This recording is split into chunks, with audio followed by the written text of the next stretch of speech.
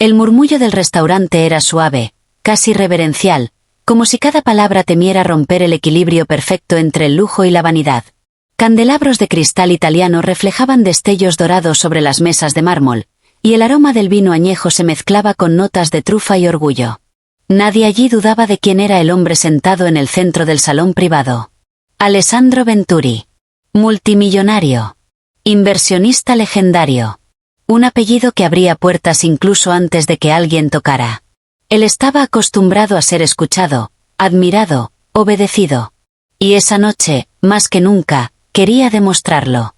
Cuando la camarera se acercó a su mesa, el silencio se tensó imperceptiblemente. Era joven, de porte sereno, vestida con el uniforme impecable del restaurante, pero sin la sumisión exagerada que muchos esperaban de alguien en su posición. Llevaba una libreta en la mano y una mirada tranquila, casi demasiado segura.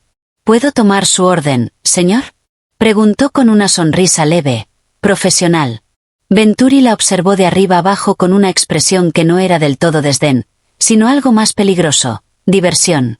Se inclinó hacia atrás en su silla de cuero y, sin bajar la voz, dijo en italiano, convencido de que nadie más en la mesa lo entendería. Es una lástima que lugares como este tengan que contratar a chicas bonitas sin educación. Al menos decoran el ambiente mientras traen los platos. Algunos de sus invitados rieron. Otros desviaron la mirada, incómodos pero silenciosos. La camarera parpadeó una vez. Solo una. Cerró la libreta lentamente y alzó los ojos hacia él. Y entonces respondió en italiano. No correcto. Perfecto. Es curioso que un hombre con tanto dinero confunda la educación con el silencio, dijo con voz clara y acento impecable. Especialmente cuando presume de sofisticación. El aire se congeló. Venturi se incorporó bruscamente, como si alguien hubiera golpeado la mesa. Las sonrisas desaparecieron. Las copas quedaron suspendidas a medio camino de los labios. Nadie esperaba aquello. Nadie, excepto ella. También es interesante, continuó, sin elevar el tono, que juzgue a una persona por su trabajo, cuando la historia está llena de hombres ricos que jamás aprendieron a ser respetables. Un murmullo recorrió el salón. El multimillonario la miró fijamente, tratando de recuperar el control de la escena, pero algo había cambiado. Por primera vez en mucho tiempo, no era él quien dictaba el ritmo. ¿Quién demonios eres tú?, preguntó en italiano, con una sonrisa tensa que no lograba ocultar la irritación. Ella sostuvo su mirada sin titubear. Alguien que entiende cada palabra que dice, respondió. Y alguien que sabe que el verdadero lujo no está en la cuenta bancaria, sino en la dignidad. Hubo un silencio pesado, casi doloroso. Uno de los socios de Venturi carraspeó, otro miró su reloj. El gerente del restaurante, desde la distancia, observaba con el rostro pálido, debatiéndose entre intervenir o desaparecer. Venturi dejó escapar una breve risa, forzada. Vaya, parece que tenemos una filósofa entre nosotros, dijo. ¿Dónde aprendiste italiano? ¿En vídeos de internet? Ella negó suavemente. En Florencia. En la universidad. Mientras usted heredaba empresas, yo estudiaba historia y lenguas clásicas, respondió. Aunque supongo que eso no encaja con la imagen que ya había decidido formarse. El golpe fue directo. Algunos invitados bajaron la cabeza. Otros comenzaron a observarla con una mezcla de sorpresa y admiración. Ya no era solo una camarera. Era una presencia que había desarmado a uno de los hombres más poderosos de la sala con pocas frases y una elegancia imposible de ignorar. Venturi apretó la mandíbula. Su orgullo estaba herido, y eso era algo que no perdonaba fácilmente. Ten cuidado, advirtió. Hay lugares donde hablar de más cuesta caro. Ella sonrió apenas, sin ironía. Lo sé, dijo. Pero también hay lugares donde callar cuesta el alma. Se dio media vuelta con la misma calma con la que había llegado y se alejó hacia la cocina, dejando tras de sí una mesa llena de hombres ricos incapaces de retomar la conversación. Venturi se quedó inmóvil unos segundos, sintiendo por primera vez en años una incomodidad que no podía comprar ni intimidar. Algo en aquella mujer lo había descolocado. No solo por su respuesta, sino por la certeza inquietante de que ella veía a través de él con demasiada claridad. Pidió otra copa de vino, pero el sabor ya no era el mismo. Mientras tanto, En la cocina, la camarera apoyó las manos en la encimera de acero inoxidable.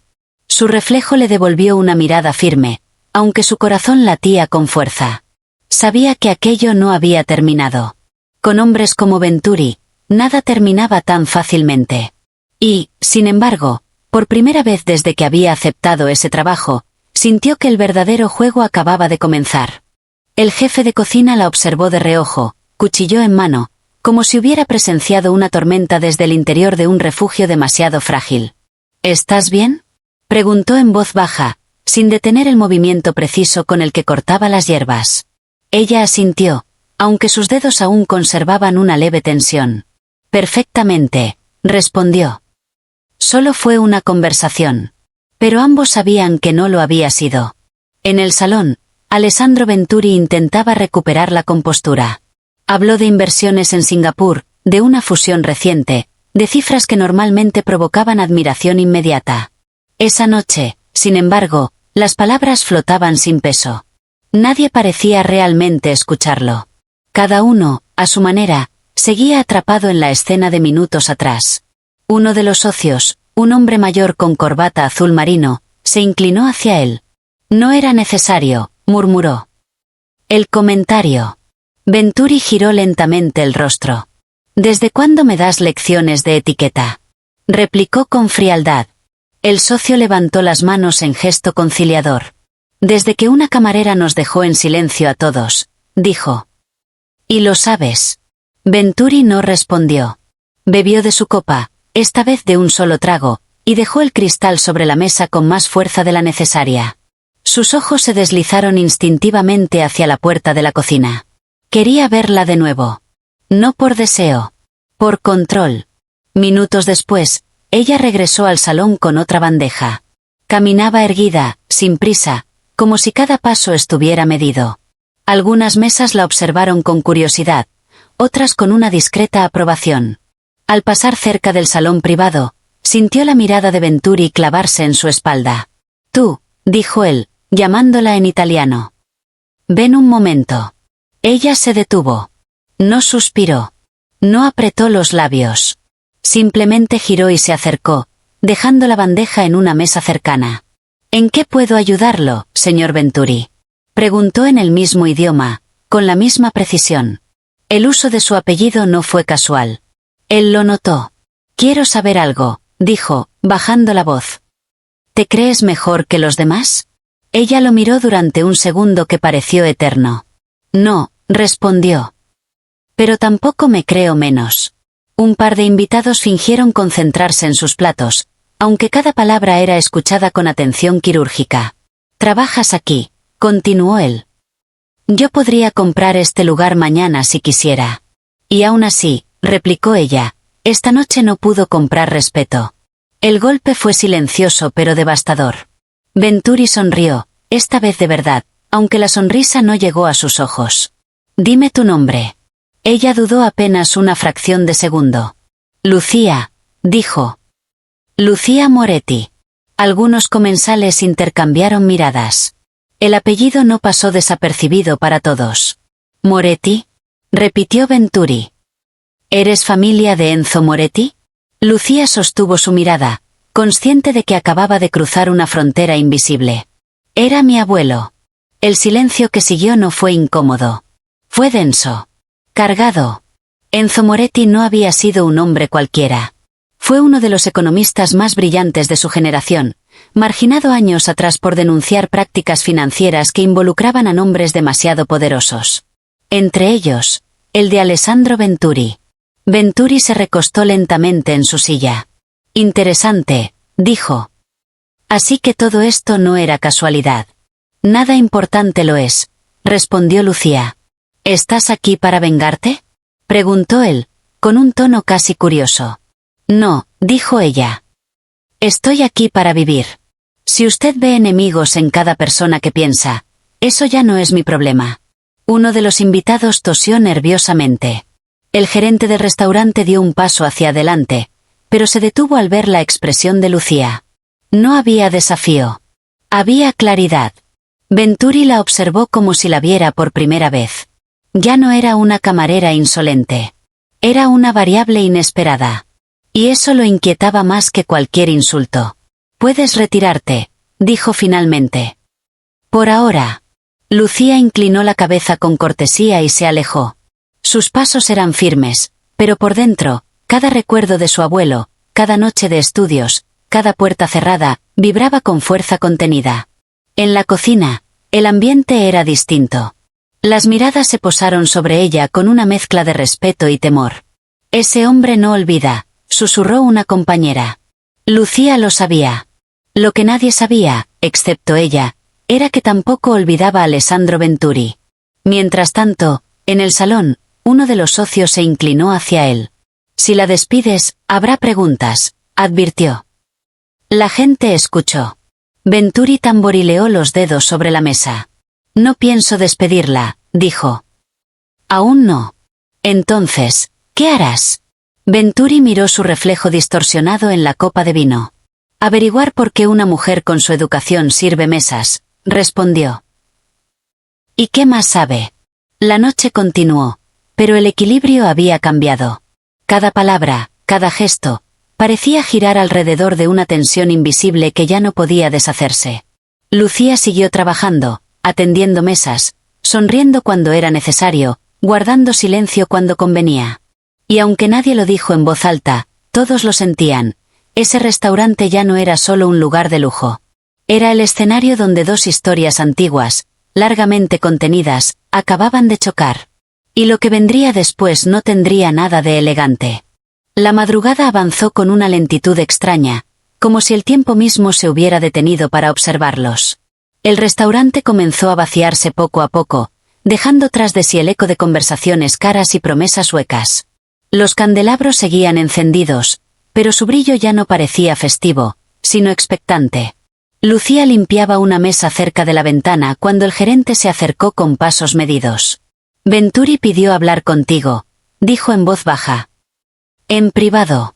Ella levantó la mirada. No sorpresa. No miedo. Solo una comprensión silenciosa. «¿Ahora?», preguntó. Antes de irse. Lucía dejó el paño sobre la mesa y respiró hondo. Sabía que rechazarlo no la protegería, y aceptarlo tampoco. Aún así, asintió. El salón privado estaba casi vacío. 2 copas sin tocar, una botella de vino abierta, y Venturi de pie junto al ventanal, observando la ciudad iluminada como un tablero de ajedrez que siempre había creído suyo. «Gracias por venir», dijo sin girarse. «No tenía opción», respondió ella con calma. Él se volvió lentamente. «Siempre hay opciones. Lo que cambia es el precio». Lucía se apoyó en el respaldo de una silla, sin sentarse. «Entonces hablemos del precio», dijo. «¿Qué quiere?» Venturi la estudió con una atención nueva, casi analítica. «Quiero entenderte», respondió. «No encajas aquí. Ni como camarera, ni como nieta de Enzo Moretti. Mi abuelo encajaba aún menos en su mundo», replicó ella. «Y aún así», dijo la verdad. Venturi apretó los labios. «Tu abuelo cometió errores». «No», dijo Lucía. «Cometió pecados imperdonables para gente como usted. No se vendió». El silencio se instaló entre ellos, pesado pero extrañamente honesto. «¿Sabes lo que le pasó?», dijo Venturi. «Sé lo que perdió», respondió ella. «Su trabajo. Su reputación. Su salud. Y aún así, nunca se arrepintió». Venturi se acercó a la mesa y tomó la botella, sirviéndose vino sin ofrecerle. «El mundo no se mueve por principios», dijo. «Se mueve por poder. Y el poder sin principios», replicó Lucía, «termina devorándose a sí mismo». Venturi la observó fijamente, como si aquellas palabras despertaran algo incómodo, algo antiguo. «¿Qué buscas realmente, Lucía?», preguntó. «¿Redención? ¿Justicia? ¿Reconocimiento?». Ella negó despacio. «Busco coherencia», dijo. «Vivir sin traicionarme. Algo que, por lo que veo, a usted le resulta insoportable». Venturi dejó la copa sobre la mesa con cuidado exagerado. «Podría ofrecerte mucho», dijo. «Un puesto en una fundación. Un salario que no necesitaría propinas. Contactos. Influencia. Lucía sonrió apenas. ¿Y a cambio? Lealtad, respondió él sin titubear. Silencio. La palabra quedó suspendida como una amenaza elegante. No aprendió nada, dijo Lucía. Ni hoy, ni hace 20 años. Venturi frunció el ceño. No seas ingenua. El mundo castiga a quienes no se adaptan. Y también, añadió ella, premia a quienes esperan. Venturi inclinó la cabeza, intrigado. ¿Esperar qué? Lucía lo miró directamente a los ojos. El momento en que los cimientos comienzan a crujir. Por primera vez, Venturi sintió algo cercano a la duda. No miedo. Aún no. Pero una incomodidad profunda, como una grieta invisible bajo una estructura demasiado pesada. Ten cuidado, dijo. Mi nombre aún pesa. Lo sé, respondió ella. Pero también sé cuánto pesa una verdad enterrada. Venturi guardó silencio. Luego, con un gesto lento, sacó una tarjeta de su chaqueta y la dejó sobre la mesa. Si cambias de opinión, dijo.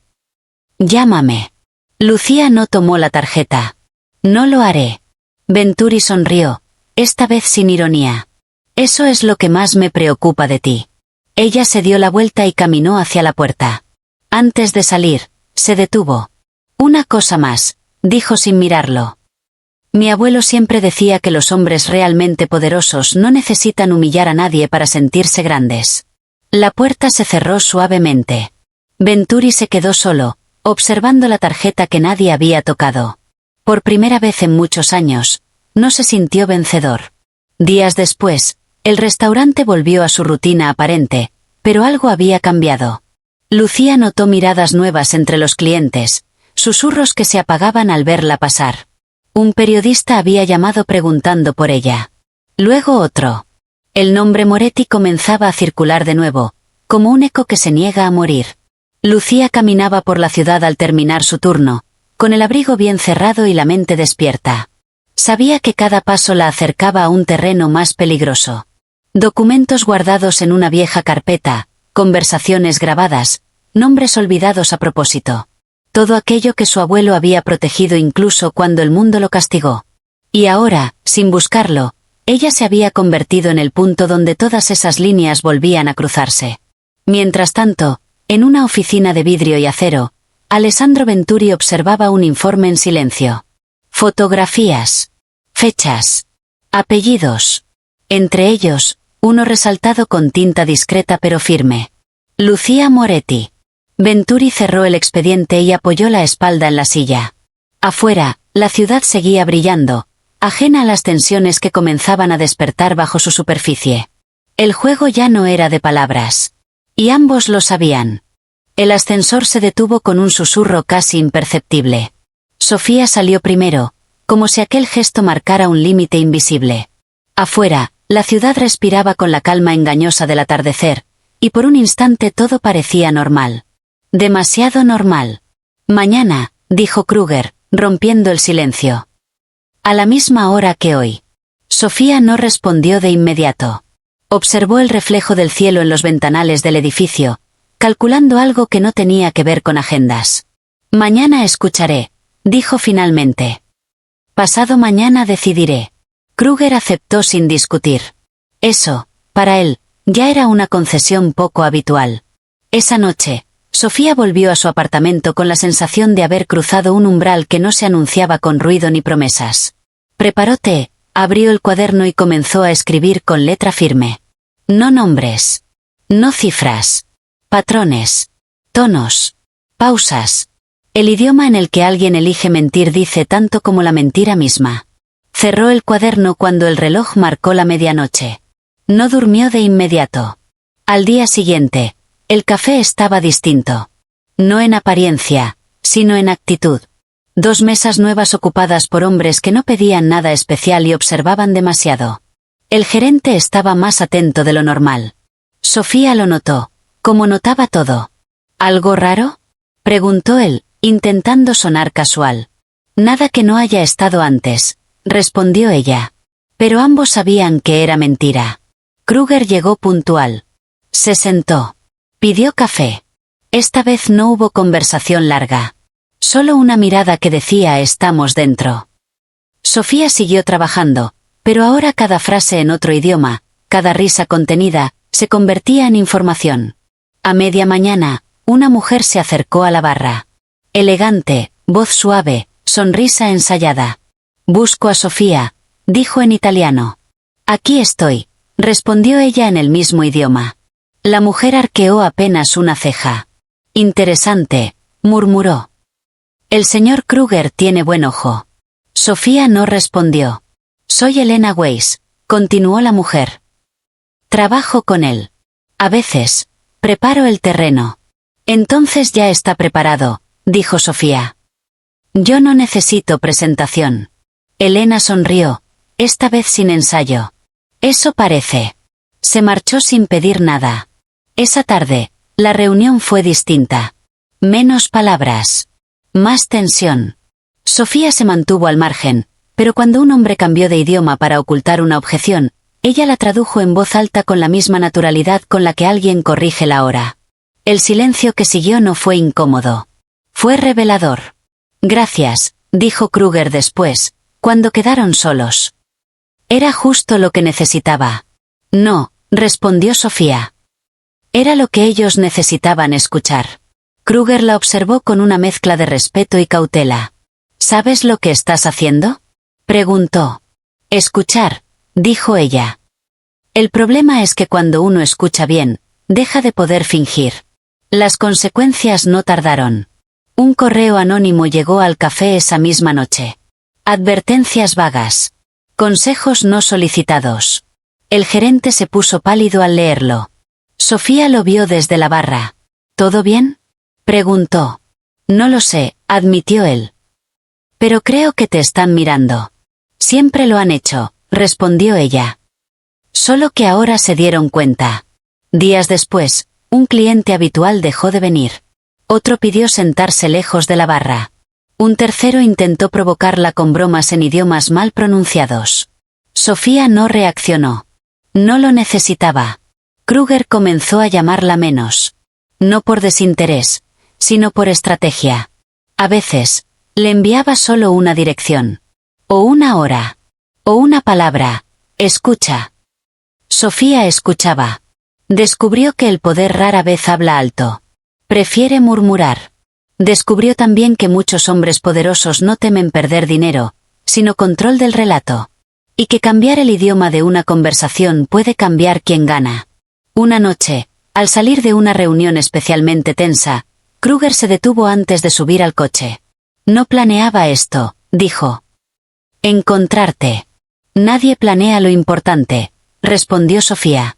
«Hay gente que preferiría que dejaras de escuchar», añadió él. Sofía lo miró con calma. «Entonces están empezando a entenderme». Kruger asintió, pero su expresión se ensombreció. «Ten cuidado», dijo. «No todos juegan limpio». «Lo sé», respondió ella. «Yo tampoco juego». Cuando regresó a casa, Sofía encontró el cuaderno abierto donde lo había dejado. Juraría que lo había cerrado. No faltaba nada. Pero alguien había pasado las páginas. No llamó a nadie. No encendió la luz de inmediato. Se sentó, respiró hondo y escribió una sola línea nueva. Ya no es observación. Es movimiento. Cerró el cuaderno con decisión. A la mañana siguiente, antes de salir, miró el delantal colgado detrás de la puerta. No lo tomó. Se puso el abrigo, guardó el cuaderno y salió. El café abriría sin ella ese día.